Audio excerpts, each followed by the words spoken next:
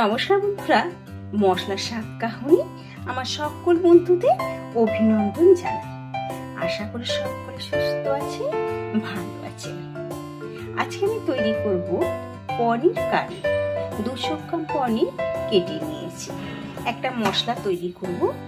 মিক্সিতে চালমগজ, কাজু আর 2টো কাঁচা লঙ্কা,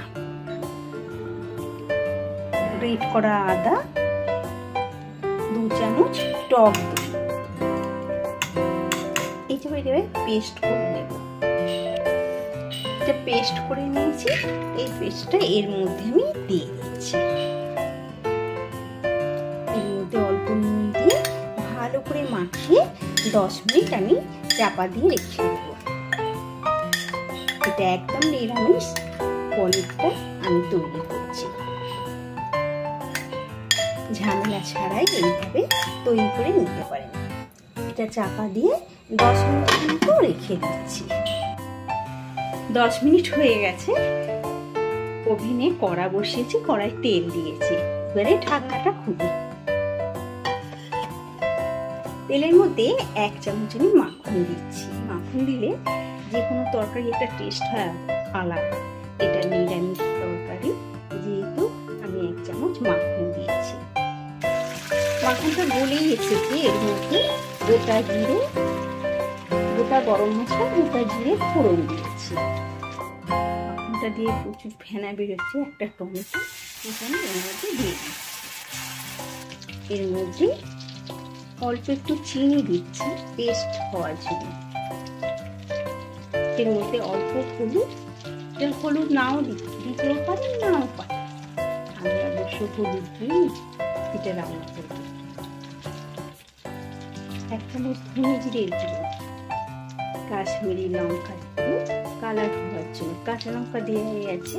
একটু মরিচ গুঁড়ো দেয়, মরিচ গুঁড়ো দিচ্ছি। এর জন্য ক্যাপসিকাম দিচ্ছি। এটাই করে একটু মশলাটা ভালো ইচ্ছা করে নেব।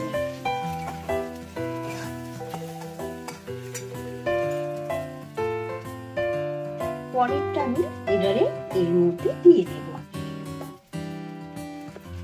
পনিরটা আমি এর মধ্যে দিয়ে দিয়েছি। ঝামেলা ছাড়াই এই পনির তরকারিটা করে রেখে নিরামিষ লুচি পরোটার সাথে খেতে খুব ভালো লাগবে।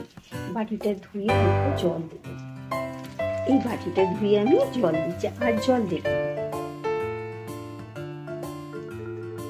স্বাদ অনুযায়ী নুন দেব। যদি কেউ মিষ্টি মিষ্টি খেতে চান একটু চিনি। আমি অবশ্য চিনিটা দিয়েছি, মিষ্টি হয়েছে। একটু নুন লাগবে, অল্প নুন লাগবে। লো ফ্লেমে এই পনির তরকারিটা তৈরি করতে দিচ্ছি। এটা আমি চাপা দিয়ে দিচ্ছি।